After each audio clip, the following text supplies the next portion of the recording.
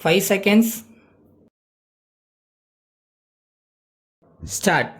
தலைவர் அவர்களே, தமிழகத்தில் துவக்கப்படுகின்ற தமிழ் பல்கலைக்கழகம் தொடர்பான இந்த சட்ட முன்வடிவை வரவேற்றும் ஆதரித்தும் பேசிய மாண்புமிகு உறுப்பினர்களுக்கு என்னுடைய நன்றியை தெரிவித்துக் கொள்ள விரும்புகிறேன். இங்கே பேசிய உறுப்பினர்களில் பெரும்பாலோர் தாய் மொழியே பயிற்சி மொழியாக இருக்க வேண்டியதன் அவசியத்தை வலியுறுத்தினார்கள். தமிழ் பயிற்சி மொழியாக இருக்க வேண்டும் என்ற கருத்தை இந்த அரசும் ஏற்றுக்கொண்டு அதற்காக பல்வேறு நடவடிக்கைகளையும் எடுத்து வருகிறது.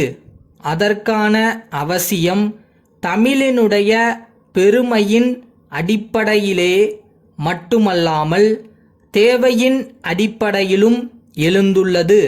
அண்மையில் நான் கான்பூர் சென்றிருந்தபோது அங்கு தமிழர்கள் வாழும் பகுதிகளுக்கு சென்று அங்குள்ள நிலைமைகளை புரிந்து கொள்கிற வாய்ப்பு கிடைத்தது.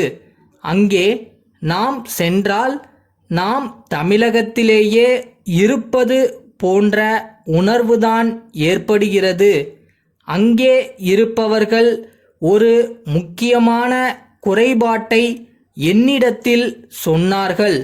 அங்குள்ள உயர்நிலை பள்ளிகளில் தமிழ் மூலம் கல்வி கற்க வசதி இல்லாததால் அவர்களுடைய பிள்ளைகள் இடையிலேயே படிப்பை நிறுத்திவிடுவதாக சொன்னார்கள்.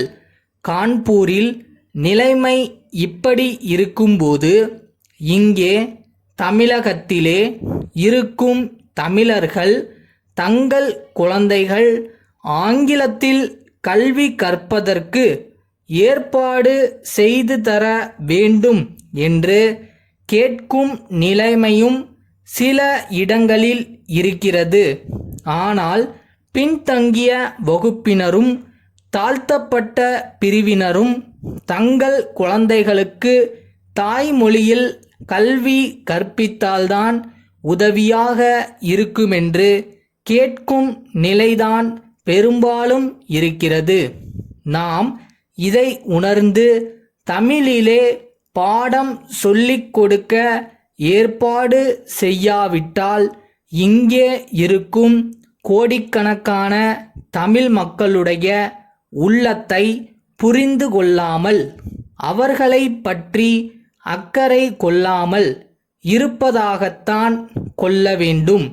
சமுதாயத்திலே பின்னுக்கு தள்ளப்பட்டிருக்கிற மக்கள் தங்கள் வாழ்க்கையிலே முன்னேற வேண்டும் என்ற எண்ணம் ஈடேறுவதற்கு தமிழ் பயிற்சி மொழி ஆக வேண்டும். அந்த அடிப்படையிலேதான் நாம் காரியங்களை ஆற்றுகிறோம் என்பதை தெரிவித்துக் கொள்கிறேன். ஆங்கில சொற்களை தமிழாக்கம் செய்யும்போது எந்த வார்த்தைக்கு எந்த வார்த்தையை உபயோகப்படுத்துவது என்று தர்க்கவாதம் செய்து கொண்டிருக்கிறோம். ஏதாவது ஒரு வார்த்தையை உபயோகப்படுத்த ஆரம்பித்தால் காலப்போக்கிலே நல்ல வார்த்தைகள் தானாகவே வரும். எதுவாக இருந்தாலும் பயன்படுத்துவது என்ற நிலைக்கு வந்துவிட்டால் தமிழ் உடனடியாக பயிற்சி மொழி ஆகும் வாய்ப்பு இருக்கிறது. ஆனால் வார்த்தைகளில் தவறுகளை கண்டுபிடித்து கொண்டிருந்தாலோ அல்லது நல்ல சரியான தமிழ் வார்த்தை வந்தால்தான் பயன்படுத்துவது என்ற நிலையிலேயே இருந்தாலோ தமிழ் மொழி பயிற்சி மொழியாக பயன்படுவதற்கு இன்னும் வெகு காலமாகும். எனவே அத்தகைய தடைகள் இல்லாமல் பார்த்து கொள்வது நம்முடைய கடமையாகும். அடுத்து, தமிழ் தெரியாதவர்கள் குறுகிய காலத்தில் தமிழ் மொழி அறிவு பெற என்ன செய்யப்பட வேண்டும் என்பதை பற்றியும் நாம் ஆலோசிக்க கடமைப்பட்டிருக்கிறோம். சென்னை மேற்கு மாம்பலம் கோவிந்தன் தெருவிலிருக்கும் திரு வைத்தியநாதனுக்கு பல்லாவரம் பாரதி அறக்கட்டளை குழுவின் செயலாளர் எழுதிய கடிதம். ஐயா, தாங்கள் தலைமை பொறுப்பு ஏற்றுள்ள தொண்டு நிறுவனத்தின் ஆதரவில் இளம்பிள்ளை வாத நோயினால் பாதிக்கப்பட்டுள்ள குழந்தைகளுக்காக இலவச சிகிச்சை முகாம் ஒன்று நடத்தப்பட இருப்பதாக அறிகிறேன்.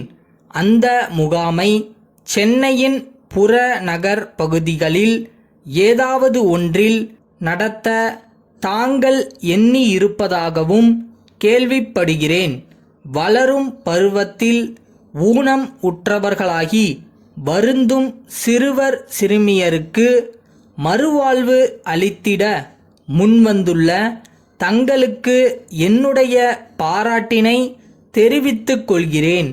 என்னுடைய மூதாதையர்களால் நிறுவப்பட்ட அறக்கட்டளைக்கு சொந்தமான ஒரு கட்டிடம் பல்லாவரத்தில் உள்ளது. அந்த கட்டிடம் திருமண காலங்களில் திருமண கூடமாக பயன்படுகிறது.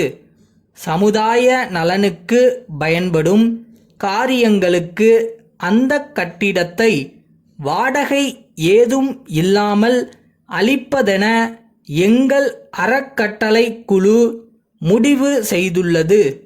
ஆகவே தாங்கள் நடத்த கருதியுள்ள சிகிச்சை முகாமை அந்த கட்டிடத்திலேயே அமைய செய்து கொள்ளலாம். தங்கள் நம்பிக்கையுள்ள